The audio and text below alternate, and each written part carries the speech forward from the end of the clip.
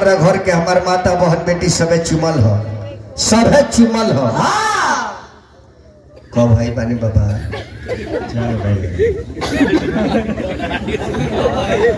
4 भाई ना बाबा, या के जौन बोलत तने में कुछ कारण बा। 4 भाई कहे का मतलब ओरिजिनल 3 भाई ब्रह्मा विष्णु महेश, आ चौथा में कहतन ये आदमी बन के हम एगुआई बन। और हर बात में हम कोनो ना कोनो जगह धारा दी। वो बड़ भाई के का नाम बस राम परवेश हमारे नाम। रउआ से बड़ भाई के गांव में नहीं खे मालूम एगो के बड़ के नाम धरी शंकर भाई। काय शिव जी साल की रोह करूँगा हमरा से भेटाइए गो निका। अब बताई ना शंकर भाई बड़ हो। अब देखी के चुमे आवता। अरे दैया फिर चुमे चलली शंकर भाई बोला।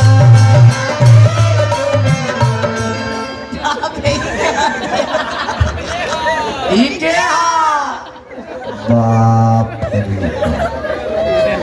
तू लग झाड़ी देहले के काहे कहलू ये दादा रोडो भौजाई तो कहते बानी आराम से चुमला, आराम से चुमला, लग झाड़ू देहबा ना तो कहीं तोहरे में लोग झुरा जाए। लेकिन बाबा बुझाते है साल की रहवे के दिन एक दिन पूज गई दैया फिर चुमे चलली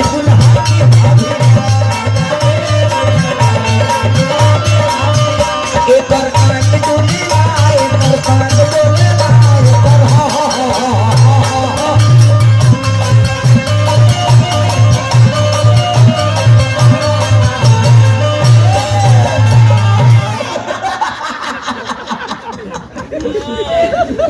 तिवारी बाबा शादी के दिन दूसरा पंडित जी का खोज ले। हट महाराज बुला के भौजाई बहुत खतरनाक किया, ठाकुर जी के मुड़िए कुछ दे हमार संख्या फूट गई। जानता नहीं बाबा देवर के बियाह में भौजाई बड़ी खुश रहे कि हमरा बबुआ के शादी हुई तो खूब नाचे, खूब गाए, खूब चुनाव।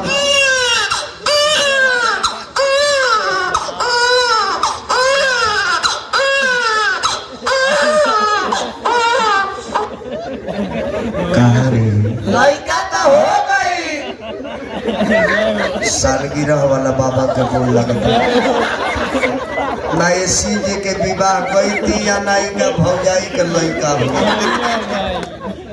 बाबा शंकर भैया के तो लड़का हो गया फेंसा खाए आगे मठारे एक बाटी दे दी।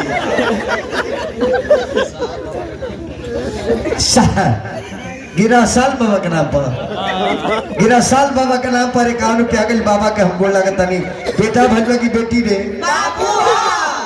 लड़ी का कहाँ बरे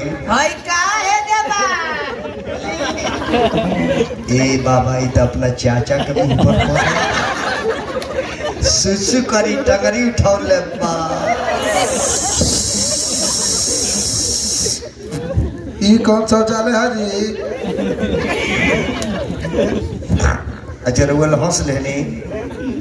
अब जितना पढ़े वाला लोग बतने दिमाग लड़ाई देकर माने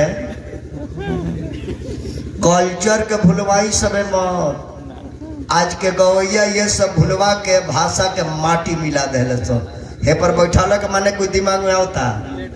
आज लोग नीतीश कुमार घर घर में लेटिंग बनाता रहे, पहले हमने के माई के पैर में लेटिंग रहे, महतारी के पैर पर लोग पैखाना कैले बा।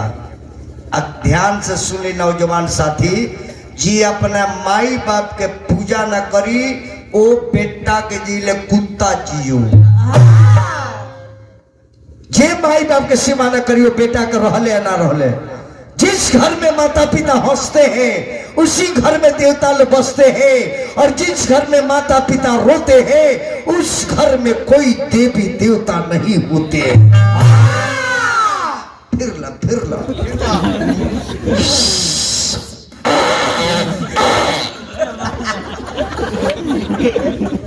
जानता नहीं पेटवा में रहे तो शंकर को बड़ा दवाई नहीं खोले बानी कहनी के दे दवाई मत खा कर गैस बना दे। अरे बाबू के मुड़ी में तेल लगा दे। अब के करना मरबा अरे बसमती धनवा के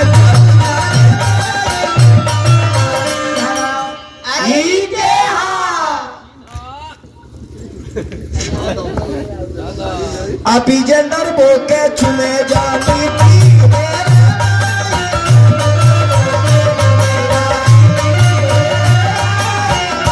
हो अपना भाई छुआए के छुआई बिया न होइले बैठे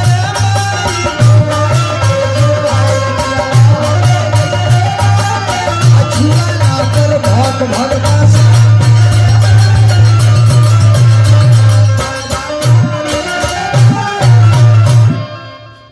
बाबा देवता ला घर में चली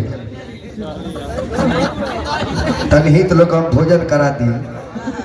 आ जाए हेने आ जाए हेने आ जाए हेने। हाँ तिवारी बाबा रुआ में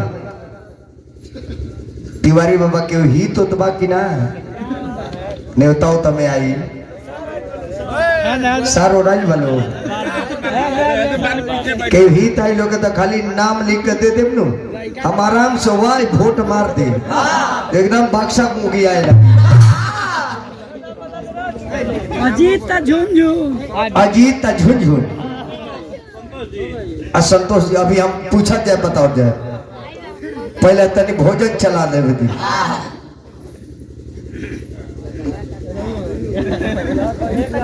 पूरी पूरी पूरी ई कौन पूरी है महाराज? एगो खाना 3 दिन हिमालय बतीसा खोइबो हजामी पूरी डांडा लेके पीछे से फेंक दल बा आराम से कहिए लो बहुत सामान बा बहुत बा। जिलेबी मैदानी के जिलेबी सरल मैदानी वाला सरल मैदानी की जिलेबी बहुत वैरायटी बा। तिवारी बा बहुत बना बने आज वहाँ के साल गिरा हो बा गजरा का हलवा गजरा का हलवा गजरा के हलवा कटहर के कोफ्ता कटहर के कोफ्ता कटहर के कोफ्ता जटहवा पापड़ जाटा वाला पापड़ रोआदार पापड़ गैस निकाल के फेंके वाला मुरई मुरई खियाओ खियाओ मुआ दे चुकंदर ब्लड बढ़े वाला चुकंदर लोग खियाए खियाए खरीका ई कौन खरीका हो? कौन बाबा है जी हित के संतोष बाबा खरीका ली तो जहाँ ले रोटी अटको ले जाए